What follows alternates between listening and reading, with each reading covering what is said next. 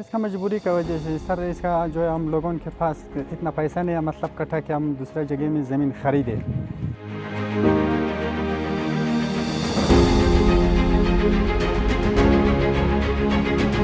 एक दफ़ा तो हम लोग ये पहाड़ को ख़रीदेगा मसलन 10 लाख या 6 लाख या 7 लाख या 3 लाख, उनका बाद इसका कटाई होता है 5-6 लाख रुपया।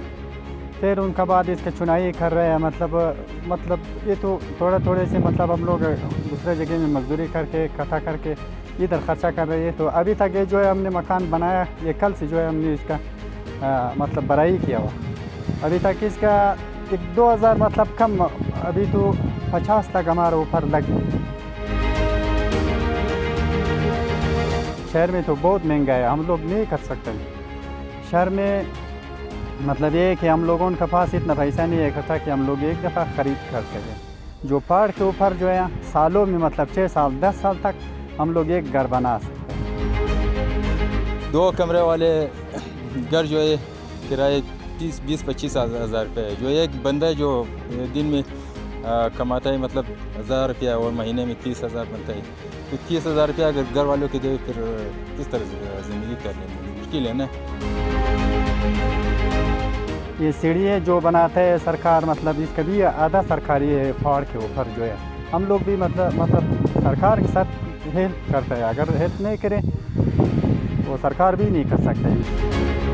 मुश्किल है, मुश्किल हालात में गुजरते हैं। पानी, कोई चीज़ सामान वगैरह इधर लाना, सब चीज़ मुश्किल है। 5-6 साल मतलब लगता है हम लोग का दरख्वास्त, मतलब यहाँ हम लोग का पानी ज़रूरत है या गैस ज़रूरत है या बिजली ज़रूरत है, वो लगता है।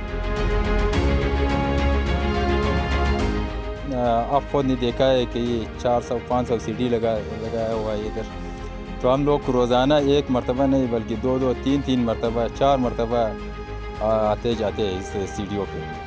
और इधर एक कच्चा सा रोड भी हम लोगों का, फिर भी हम शुक्र है अल्हम्दुलिल्लाह किस तरह ये कच्चा रोड है बना हुआ है।